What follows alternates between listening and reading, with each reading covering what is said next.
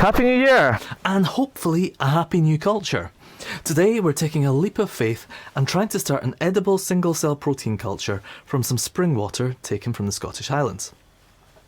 Now, hearing that out loud, it sounds a little ridiculous. So please let us know in the comments if you think it might work or why it won't. If you're new to Amiibo, we're a non-profit community trying to let anyone anywhere grow their own nutritious, delicious and affordable protein. Many brilliant startups are developing new sustainable proteins, and we fully support them. But we also want to open source the required technology, techniques, microbes, so that anyone can do it. You see, it's possible to make delicious protein from not much more than sunlight and air through fermentation. This has the potential to both mitigate climate change and help us adapt and avoid food crises by reducing our dependency on livestock for protein. Turning sunlight and air into protein via the usual route of growing crops and feeding them to animals is decidedly inefficient. It's expensive and it can wreck the environment. So, on New Year's Day, Laura and I got up early, drove to Glencoe, then traced the River Coe to its source. We then filled a couple of 1 litre sample flasks with water and nearly froze in the process.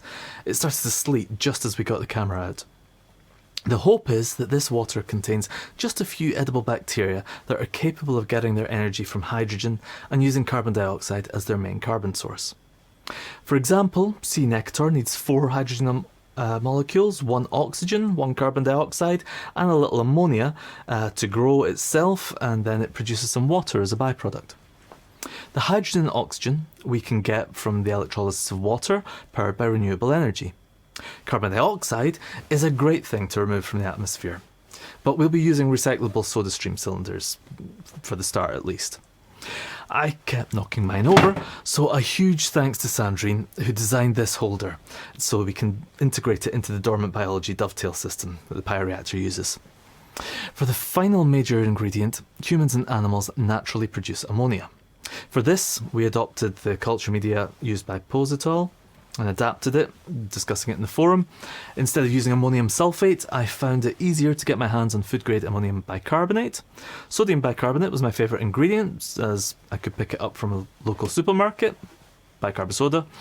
I had to source food-grade potassium dihydrogen phosphate from a specialist online reagent supplier, as I did with food-grade disodium hydrogen phosphate. It wasn't difficult, but magnesium sulfate was even easier, as it's widely sold as Epsom salts. Then a pinch of food-grade calcium chloride, which I also picked up on Amazon. And finally, a choice that may be the downfall of this experiment. I couldn't get an open access copy of Rabi and colleagues' micronutrient solution. I also worried that procuring food-grade versions of all its ingredients might be off-putting. So I had the idea that we could use human micronutrients. I bought these in one simple vegan vitamin and mineral supplement, and I figured that if 1 pill a day is correct for humans, then 1 per litre should be plenty for our single-celled friends. Now, I'm wondering if that was too much, since this solution is now vivid yellow with a lot of undissolved sediment. Vitamins A, D and E and K aren't water soluble, so I'm hoping that sediment's mainly them or other things that the bacteria won't need. The next step was kitting out the electrolyser with a new platinum-plated titanium anode.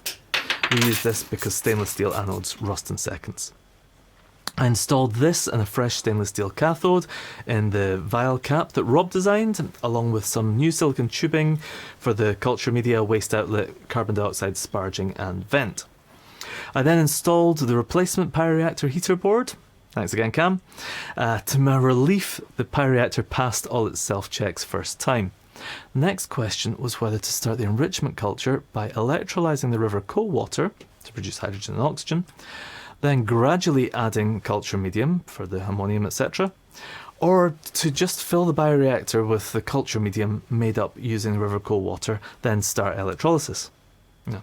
I was worried that without enough ions in the water, the electrolysis would be impossible, so I filled the bioreactor with culture medium made up with River Coe water instead of distilled water. Set the bioreactor thermostat to 25 degrees C and stirring to the default value. I think I'll leave the media pumps off until we see some increase in optical density that indicates something's growing, otherwise we might just be flushing out the new growth. I then started electrolysis at 10% of full current. nothing happened.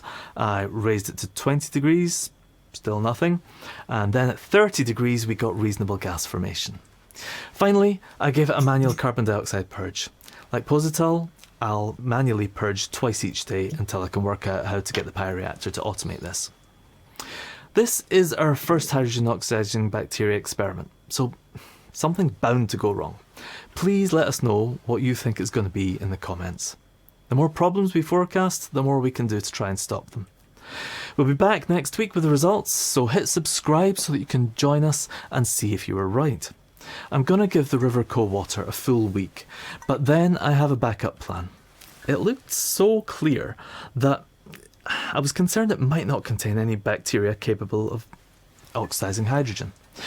Apologies for the dodgy video, but it was so cold and wet that the screen in our camera died, so I took this with my soaking iPhone. If we don't see much growth in the next week, and we think this is because the cold water was too clean, we can re-inoculate our bioreactor with soil bacteria. But rather than wait until next week to start a soil sample culture, let me know in the comments if you have a bioreactor and would be willing to give it a go. I'd be delighted to send you a soil sample, platinum electrodes, some check valves and dry culture media. I have a spare of at least 2 of each. And please do join us for our journal club. It's every second Monday, with the first of 2024 being on the 8th of January. Everyone's welcome, even if you don't have time to read the journal. Check forum.amybow.org for details. If enough of us work on this together, I really do believe we can make history. Could 2024 be the year we unlock tasting sustainable open source protein? Catch you in the next one.